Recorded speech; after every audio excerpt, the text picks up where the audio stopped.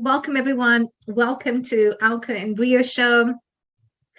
We're always so happy to have you because, you're always here to listen, learn, and grow. And this is what we appreciate about you. Rian and I, we always want to share our knowledge, and we always want to share with you what we have done, what we are doing, so that it really helps you in your journey as well. So I want to welcome you to the show, and to always come on to listen, learn, and grow, because that's what it's all about. You are growing in every aspect of your life. So today, my amazing co-host Ria is going to be taking over the conversation. But before she does, I want to introduce myself in case you are new to the show. My name is 𝗥𝗵𝗲. And my name is Ria. And welcome to our show. Ria, I'm going to pass the mic to you. All right. Thank you, 𝗥𝗵𝗲. Today's topic is from the book Increase Our Financial IQ by Robert Kiyosaki. And this is a continuation of Financial IQ number 4, which is leverage. I have 15 lessons, key takeaways that I want to share with you. So the first key takeaway is that in the book, it says USA Today, they actually did a survey. And USA Today said that when they did the survey, they found out that the greatest fear in America was not about terrorism. The greatest fear in America is the fear of having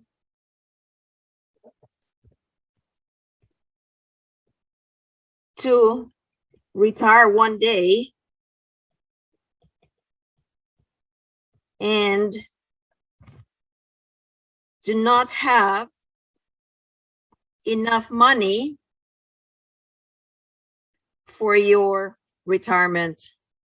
So that is the greatest fear, not having enough money for the retirement.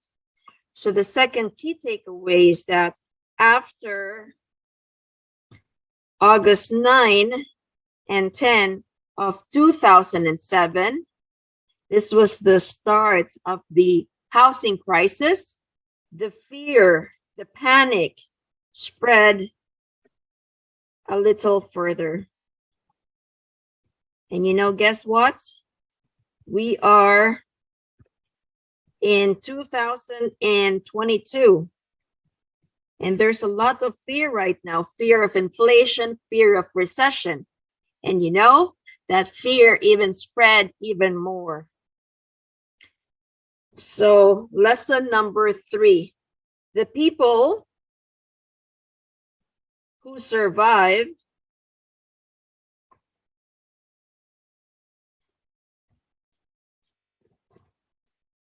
are people, let me go down here, are people who have enough money, and the people that survived the crash, people still worried about the money, and they have good reasons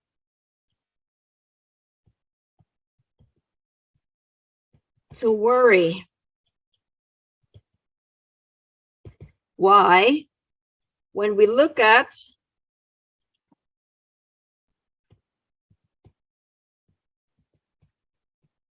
this chart above, so I'm going to pull it up. This is the chart. So this is from the book Financial IQ, Leveraging Our Money. And this was after August 9 and 10 of 2007. So the people who survived had good reasons to worry, because when we look at this chart, and this is the Dow in gold, and this is US dollar. So this was a graph representing from 1996 to 2010. And so this Dow in gold is from 1996 to 2010. And this graph is about the US dollar, and that's from 2001 to 2010. So this showed that like the housing, the Dow in gold in 2001. So this is basically the chart here. That's 2001 right there. So that 2001, the Dow is going up in price, just like the housing. Now the purchasing power, which is the US dollar here, and this is 2001. This is the start of 2001 right here. The US dollar purchasing power is actually going down if we look at this serrated graphs in here. So in 2001, the Dow in gold was high, but then in 2001, actually the US dollar purchasing power is going down. So lesson number 4, this means this low monetary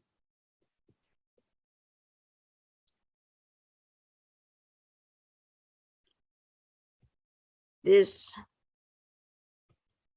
loss of monetary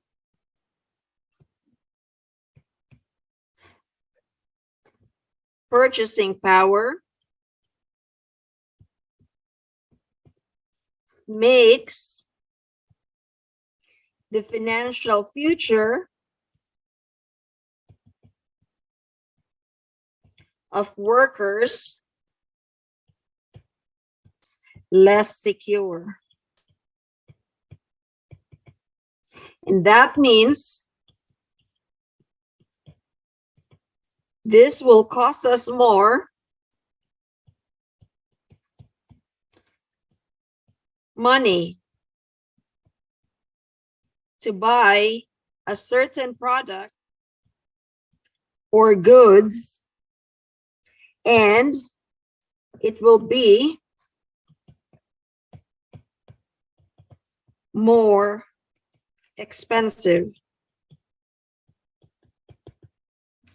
Lesson number 5, without the use of leverage, most workers cannot put enough money aside for their future. Because why? The more money they save, the less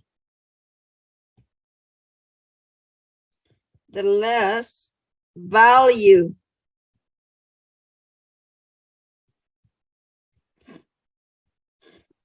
money becomes. So let me repeat, the more money you save, the less value of the money becomes. Lesson number 6, Robert asks us this question: how much will a retired person need in savings to afford retirement in such an inflationary economy? How much money do you and I need when we retire? Another question that Robert asked from us is, what happens if we are retired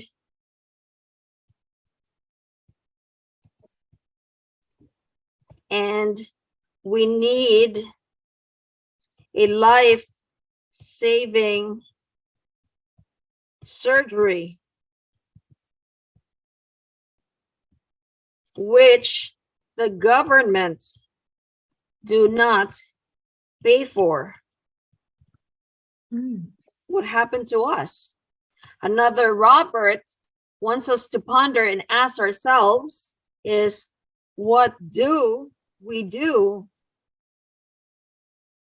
if our problem is I do not have enough money to retire on?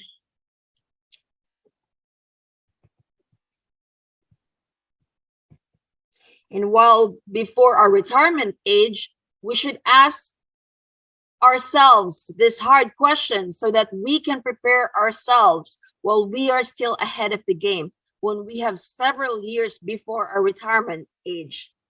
Lesson number 7. And this is, or still lesson number 6. And this is why financial IQ number 4, leveraging our money, is very important. Because leverage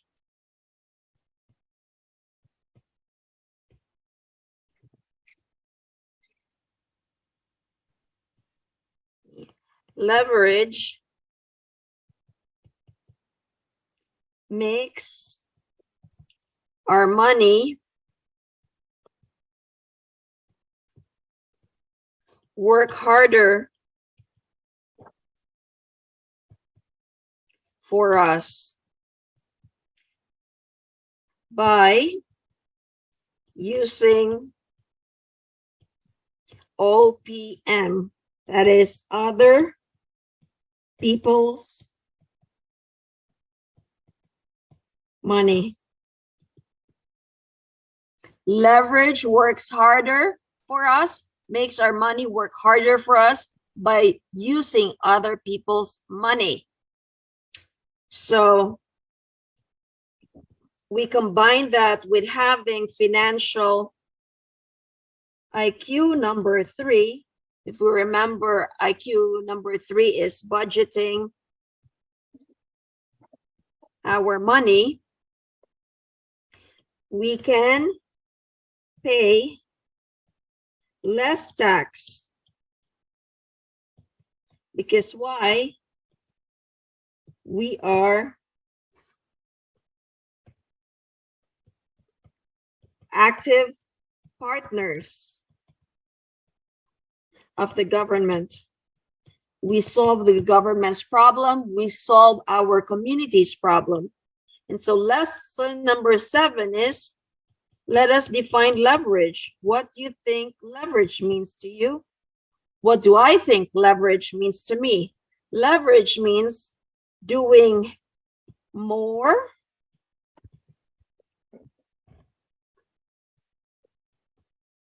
than what we have, or doing more with less. So for example, if we put our money in the bank, so in this particular example is, if we put our money in the bank, the money in the bank has no leverage. And I'll talk about that. It has no leverage. Because why? For example, $1 in the savings account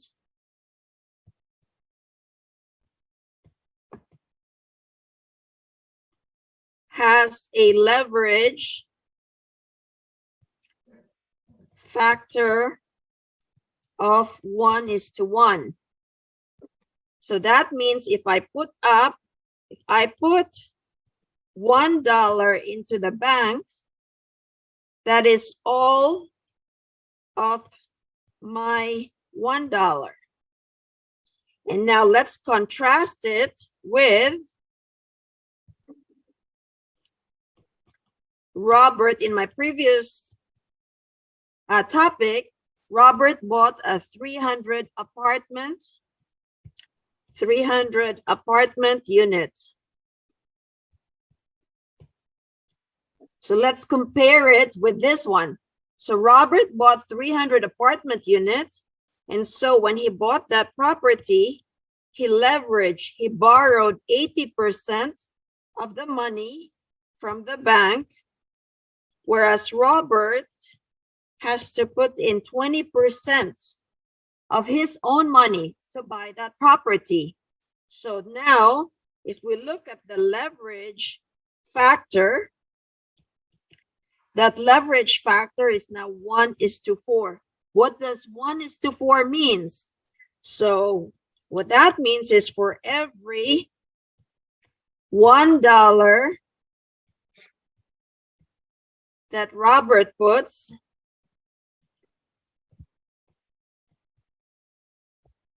what that means is that the bank lends him $4. So 1:4 leverage factor means for every $1 that Robert puts in, the bank lends him $4. So that's the 20% loan to value. 80% of it is coming from your partner, which is the bank, and 20% of it is coming from you. So that's the use of leverage. It means doing more with less. So lesson number 8. So why did, if you listen to our previous 𝗥𝗵𝗲 show, we talked about this. So why did the financial planners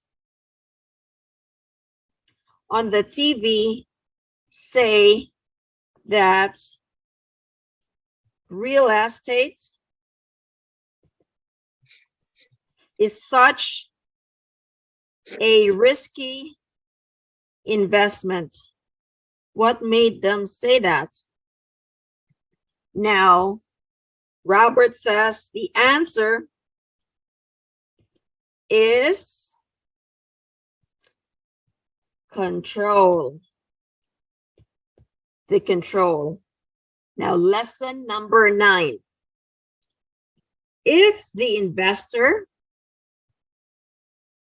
lacks financial IQ, to control, the word is control the investment, the asset, then the use of leverage is indeed very risky. Now, lesson number 10. Since most financial planners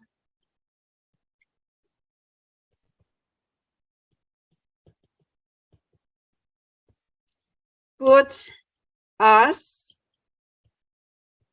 people into investments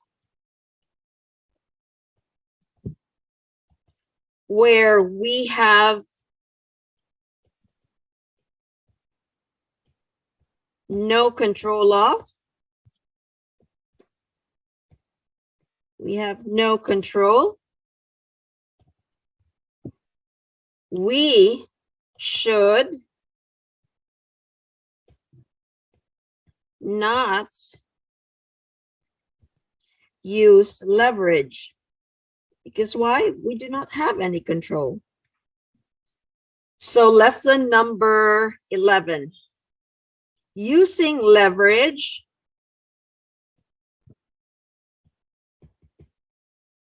to invest in something we do not control is like driving a vehicle, driving a car with no steering wheel. That'd be dangerous. Very dangerous. Mm. And you're stomping, you're pressing on the gas pedal, full speed ahead. Lesson number 12. Most of the people being hurt in the real estate market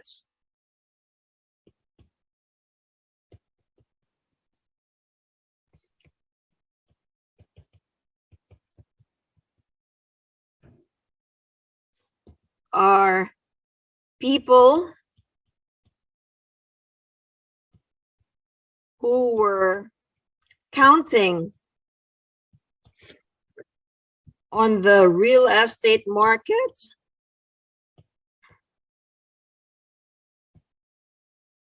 value to keep going up. Remember, it is a cycle. There's an up and there is down. And because the real estate goes up, then they think that their home value will always continue to go up.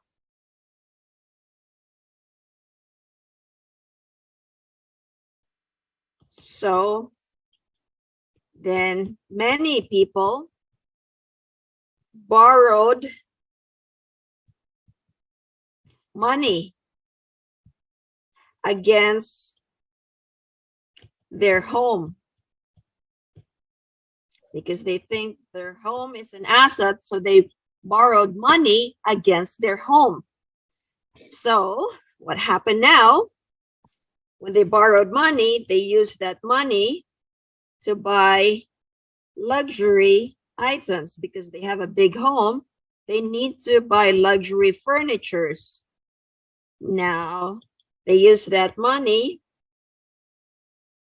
to go on luxury vacations. So they spend it on liabilities. Now their home value may be worth less than what they owe their investment. Because what we have to remember, a home, like Robert Kiyosaki says, it's not an asset, it is a liability. Because why? We pay for it from our own pocket. A liability is money coming from our own pocket, whereas an asset, other people, our tenants, pay for our property, for our investment. So because it is a home and there's a crash which happened in August 9-10 of 2007 when it started, the home value is worth less than what they owe their investment. And they took out a lot of debt against their home equity. So now the people have no control over their investment, over their primary home, and they're out of mercy of the market. So lesson number 13, many homeowners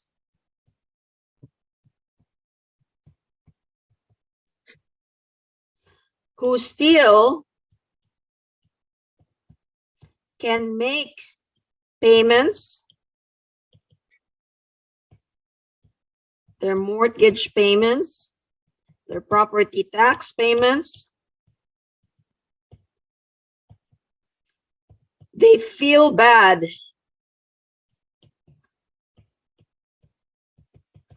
because the value of their home went down and they had to watch their equity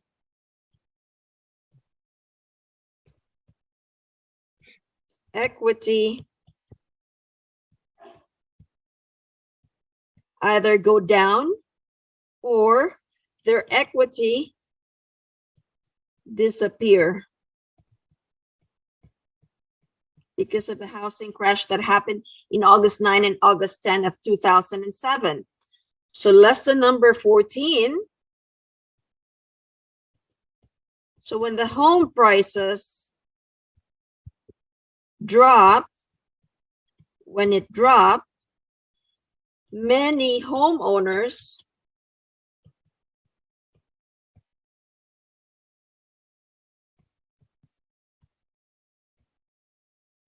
feel that they lost their money. Many people feel that they lost their money, and this is called the wealth effect.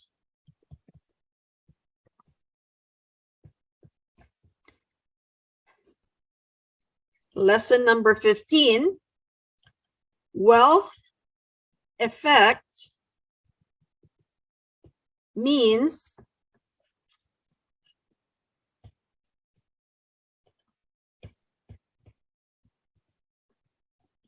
due to inflation,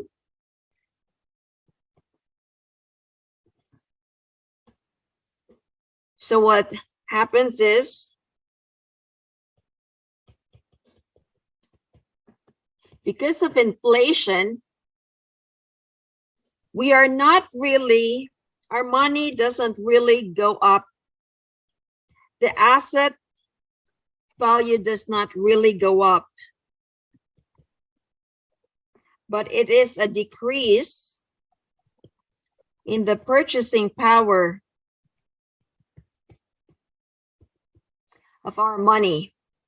So wealth effect means because of inflation, our asset value do not really go up, but it is a decrease in the purchasing power of our money. And many people, they feel wealthier as their home value appears to go up. And so what happens when they feel wealthier,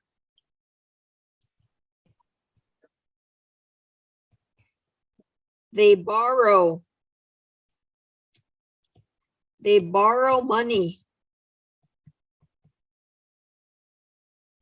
or what we call leverage money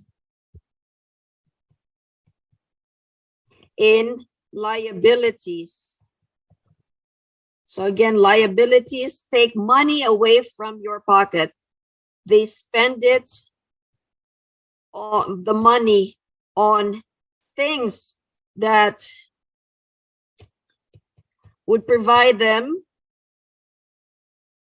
instant gratification. So luxury trips, luxury items. So these are the liabilities. Now, this is a direct result of the new capitalism based on decreased monetary value and increase debt. All right, so those are my 15 key takeaways. So to recap on today's topic from the book of Increase Our Financial IQ by Robert Kiyosaki. And this is a continuation of leverage our money, which is financial IQ number 4, leveraging our money. This is a continuation. Today I'll be sharing 15 key takeaway. And the first key takeaway is USA Today. They did a survey and they found out that the greatest fear that the Americans have is not an attack on the US soil or terrorism, but it's actually the fear of not having enough money to retire one day. It's not having enough money. That's the greatest fear. Second key takeaway is that after August 9 and 10 of 2007, the fear even spread a little further. Now think about that right now when there's high inflationary market and there's decrease, there's a recession going on. There's even that spread of the fear as well. So look at it. We are going in cycle. So lesson number 3, people who had money and survived, they are still worried about money. And they have good reasons to worry. Because when you look at this chart here, which is from the book, Leveraging Our Money, this chart shows the Dow in gold, this graph here. Now, this is the time which shows 1996 to 2010. And this is the graph showing the US dollar. Now, this is a time of 2001 to 2010. And this shows that the Dow, just like the housing, the prices went up, especially in 2001, it was up. But the purchasing power of the US dollar in 2001, which is this, shows that it's actually going down. The purchasing power of the US dollar is going down. And that is still true today. So this low monetary purchasing power makes our financial future, the workers' financial future, less secure. And that means it will cost us more versus it will cost us more money. So that means that we need more money to buy that particular product. So therefore, it will be more expensive. And just like what Ria and Alka, just like what I talked about and what Alka talked about, that $1 purchasing power is not $1. It could be 10 cents. That's the purchasing power of the $1 now because of inflation. The $1 is not the same. Lesson number 5, without leverage, many people can't put enough money aside for their future because they need more money to save. And the more money they save, the less value the money becomes. So if you put that $1 into a bank, that $1, if you just continue to save it, that $1 will go down in value, even if you have not used it, even if you just park it in the bank because of inflation. So that's what it means. Lesson number 6. Robert then asks us, we should reflect on these questions, is how much will a retired person need in savings in order to retire, in order to afford that retirement? In an inflationary market such as ours right now. Another question we should ask is, what happens if we are retired and we need life-saving surgery, which the government cannot afford to pay? Another question we should ask ourselves is, what do we do if our problem is, I do not have enough money to retire on? And this is why financial IQ number 4 which is leveraging our money, is very important. Leverage makes our money work harder for us by using OPM, using other people's money. And if we have financial IQ number 4, which is leveraging our money, and if we have financial IQ number 3, which is budgeting our money, then we can pay less taxes. Because why? We are now active partners of the government. So lesson number 17, what is leverage? What do you know by leverage? So leverage means doing more with less. Doing more with less. So for example, if we put money in the bank, that money has no leverage because that $1 we put in our savings account, all that $1 comes from our own money, our own pocket. So the leverage factor of that, if we put money in the bank, is 1:1, which means we put all the $1 in by ourselves without using any bank, without using any other people's money. So now let's contrast that with Robert's 300 apartment unit, which he decided to buy. Now, when he bought that 300 apartment unit, he uses leverage. This is doing more with less, using other people's money. So in this case, the other people's money is the bank. So what that means is Robert only puts up 20%, and the rest of the money, the 80%, is coming from the bank. So that's what leverage does, is that you only put a certain percentage and the rest of it is coming from OPM. In this case, it's the bank, 80% of it. So the leverage factor in this case is 1:4. That means for every $1 that Robert puts, the bank lends him $4. So that's what leverage factor of 1:4 means. You put in 1, the bank will put in 4. So that's 80%, 20% loan to value. 80% is from the bank, 20% is coming from you. That is 1:4. So lesson number 8. So why did the financial planners on the TV say that real estate is such a risky investment? The answer, it's control. Control. So lesson number 9. If investor lacks the financial IQ to control the investment, then the use of leverage is very risky.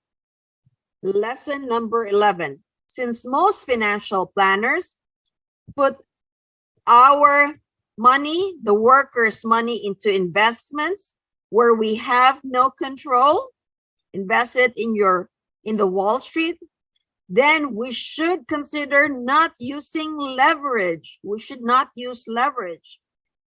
Another lesson, lesson 11, is using leverage to invest in something we do not control is like driving a vehicle without the steering wheel and putting all your gas into the pedal, into the gas pedal, which is very deadly.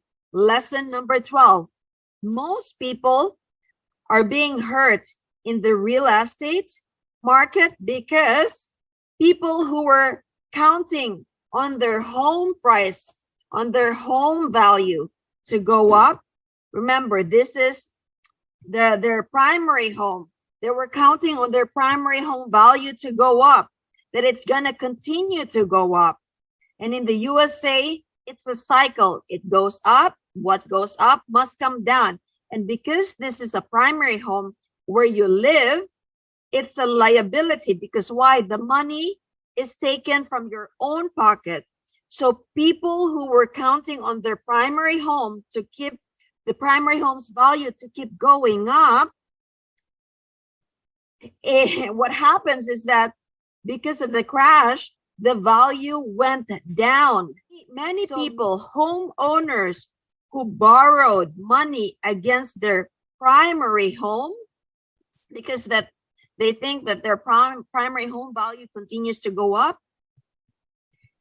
And what do they do with that money? They buy luxury furnitures, they go on luxury vacations, they use that money to buy liabilities. And so what happens is that many homeowners who borrowed money against their primary home, when the crash happens, the primary home value is worth less than what they owe their investment. Many people who had no control over their investment were at the mercy of the market. Why? Because now their value, their primary home is worth less. So they either have to pay more or they have to sell it, or some even went into financial bankruptcy.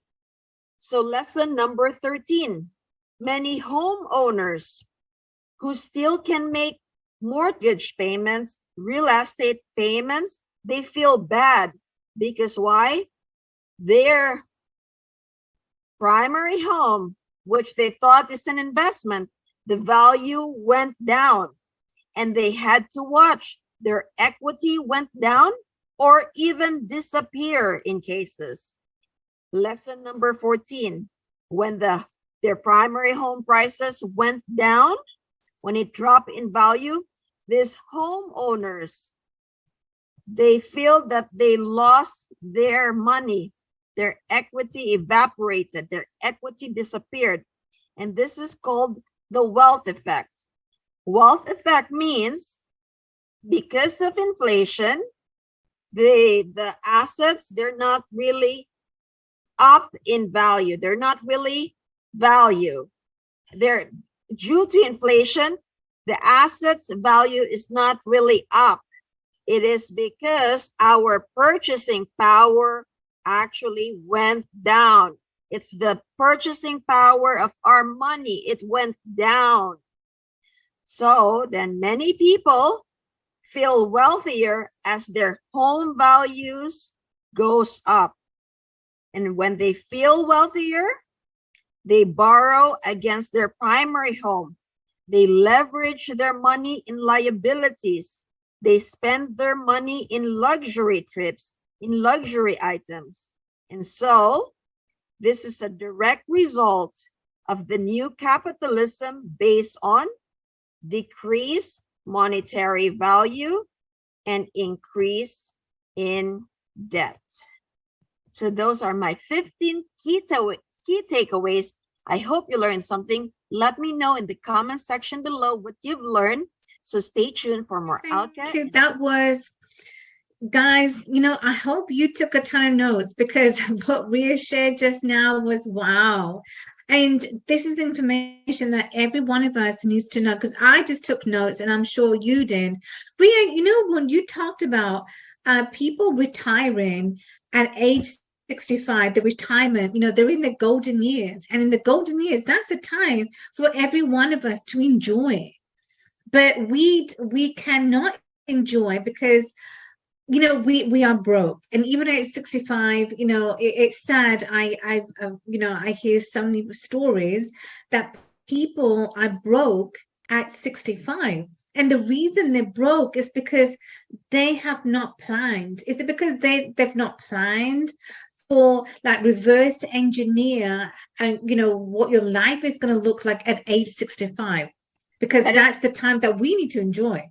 So why do you think people have not, or people are broke at, you know, at 65? What happens? Because we have been trained, right, by over time to put our money into savings account. People are scared, so people do not, you know, majority of us do not invest it. We just park it into the bank. And so what happens is we work, we save our money, we put that into the bank, we give it to the bankers. So what happens over time, because of inflation, the money that we park in the bank goes down in value, even if we're playing safe. That money, that $1, let's say you put in $1 million for it. You think that that $1 million is enough for you when you retire 30 years from now. Guess what? That $1 million 30 years from now will be cut into half or 1/3. So when you are at the age of 65, you want to go on trips, you want to buy things, right? You're not getting a lot of income anymore because you're not working. It's got to be more. Yeah. That's correct. If you did not invest, you're limited to what you put in during your working period. So now you're even scared to touch it because that 1 million's worth now, the purchasing power is converted into 1/3. So you may have only 300,000. And now what if you get sick? So people are scared to touch it because why? They think, oh, what if I get sick? Where will I get the money? So we were playing it safe. We have been conditioned to play it safe, put it in the bank, let it grow, or invest our money into stocks, into Wall Street, where we do not have any control. We're at the mercy of the people controlling, the owners of these big companies.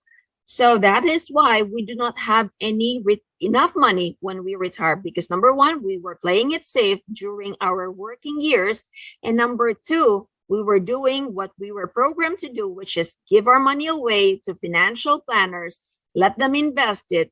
And you know what? We give our control to them. Yeah, exactly.